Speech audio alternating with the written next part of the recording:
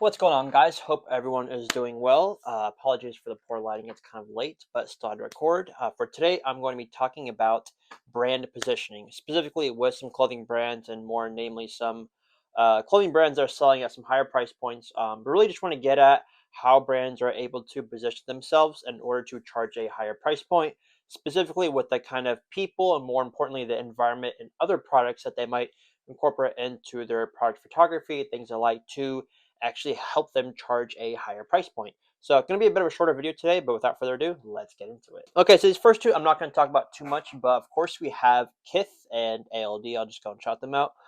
So Kith obviously does this very well, product and brand positioning essentially, really by both the people that they kind of associate with, and then also you can talk about the collaborations they do as well, but really going to get more at the people that they work with, as well as just the kind of environment they generally try and associate their products with. So obviously, when it comes to the people, we and obviously they're a massive brand, they're able to do this, but they're able to get other people that are iconic from major professions, whether it be athletes or again someone like Mike Tyson, which I believe actually was for a Mike Tyson collection, which makes sense. But other times they'll do famous actors, famous athletes, things of that nature, wearing their product. They also just showcase their product again in a really high light, if you will. And these collaborations that they do are often with very, oftentimes done with luxury brands. Not always, but we have collabs with brands like I want to say they did a car brand recently. Of course, we have things like Marvel, which is kind of in a different taste, but all in all, Kith and ALD are very good at this, just kind of again showcasing their product and almost like a bit of like a richer kind of lifestyle. Again, from images like this, just the kind of aesthetics that they use. I guess ALD is a little different because they don't always portray it in a super like rich, but it feels like very authentic and kind of old money esque, if you will. So I think they do a good job with that. But yeah, both these brands are really good to check out. What I really wanted to talk about were some smaller brands that kind of really show how to take your product to the next level if you are someone new. So the first one I have is actually Corteiz, and I was watching an interview from him recently with this YouTube Kids Takeover. I'll probably play a short snippet of that somewhere in here. But essentially, he talks about how at one point he did a pop up where he did a like for like swap where he was releasing this new jacket, and in order to get the jacket, you couldn't really pay for it. You had to bring a North Face Nupsy jacket to straight swap with it. And so his really intention that he talks about in the video is that the reason why he really did it is to kind of help bring this perceived value of his jacket and a North Face Nupsy. Obviously, that kind of North Face puffer jacket is very iconic for just everyone, like whether into fashion or you're not. It's a very well-known jacket. Of course, North Face is a very good brand, very well respected. And that jacket does generally cost in that $200, $300, $400 range. Brand new, used of course as well, still holds the value. So he really made it a point where,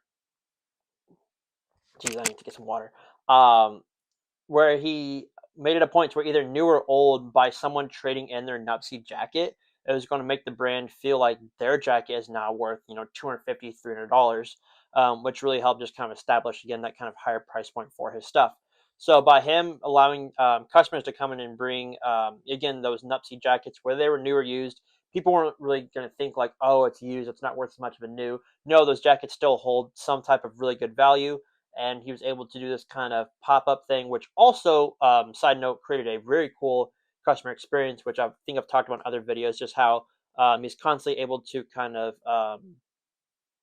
come up with something new each and every time for some type of customer experience.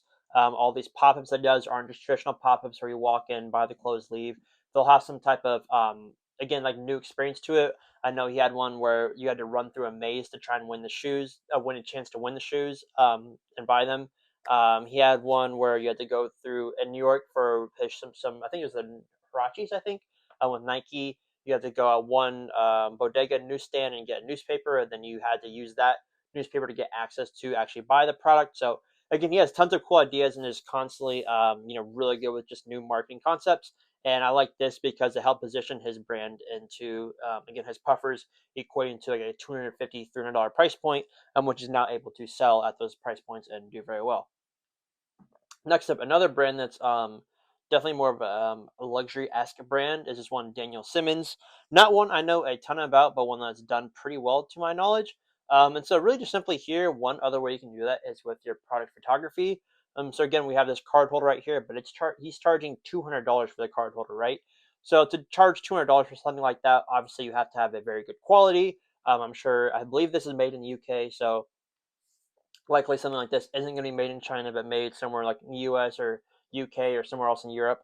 But really, something as simple as using the photography, and then we highlight things like a British passport, a passport kind of signaling that someone that travels a lot probably has some money, is constantly on work trips or this, that, and the other. We have a nice camera down here. Then we also have the Cartier bracelet, again, a very expensive, or not bracelet, watch, a very expensive watch. And then this, I don't know what this is. Probably again something that's used by a wealthier person. So by incorporating all of these products and the product photography along with his card holder, and then we also have the $20 bill sticking out, and the Amex card for good measure. It really helps paint this card holder in a higher light that allows it to sell for something, right?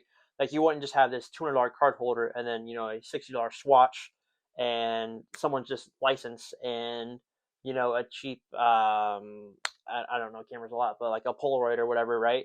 It makes sense that they kind of very meticulously incorporate all these other products that are kind of associated with a person of a higher, status, like wealth status, um, and is someone that would actually be buying a card holder like this, even if the card holder isn't actually up to the quality and things of that nature.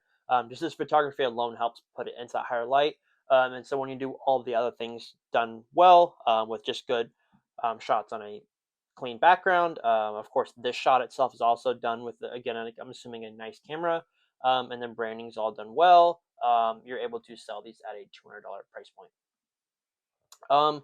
Next up, again, kind of similar situation. We have Every Other Thursday, a brand I've been following for a while, and they kind of do a similar strategy. They're constantly incorporating nicer cars, just a lot of like traveling involved with a lot of their kind of aesthetics. Nice houses they're shot in. Again, everything feels very luxury in some way or another, even if it is inherently telling you, hey, we shot this at a $1 million house, whatever it might be. Like again, this is clearly shot in a nice house or area.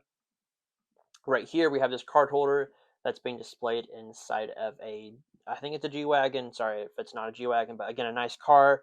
And yeah, really simple as that. Again, just putting that product alongside another product that everyone's already familiar with and has a preconceived notion to how much that thing is, and kind of again, those are kind of luxury-esque things. And of course, we have all very high-end, clean photography on all these things. So again, when you're charging a higher price point, just kind of everything you do just has to more or less be done at a higher level. So from the photography to the video shoots, I'm sure this one was really nice. And then one more example I had was Systemic, and this one's a little different because they're actually clad with, I'm gonna butcher this, Le Art de l'Automobile, basically this French car brand that also does clothes. So that makes a ton of sense to actually include a nice car. Again, we have the green G wagon here, but again, still kind of similar concept where they're doing this collab, and regardless, they have their clothes put next to a G wagon, and I believe they charge these for like 120 for maybe 150 to 200 actually for each piece of the set.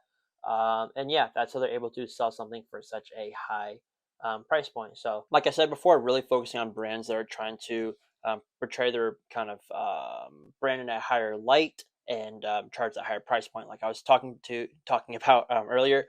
And so, lastly, one thing that I've seen a ton of, I'm sure you've seen of, is these kind of either TSA bins or kind of the luggage kind of layout photography, showcasing all of this, what one might pack in their luggage suitcase, whatever. And I think this is a really easy idea for someone to use if you are, let's say, making some shoes. So instead of this YSL shoes, it's your shoes here. And then next to it, we have the Chanel perfume slash cologne. We have the Bottega Veneta sweater and the Cartier bracelet and other things alike.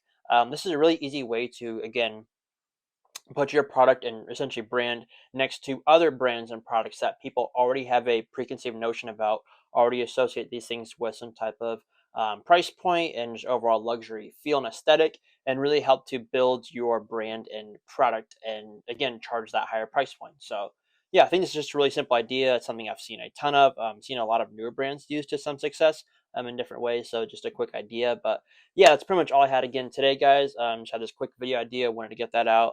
Been pretty busy, like I said, pretty late here, but just want to get this video out. So please leave a like, comment, positive or negative, help me improve these videos, and subscribe if you've not already. Just hit 1,500 subscribers recently.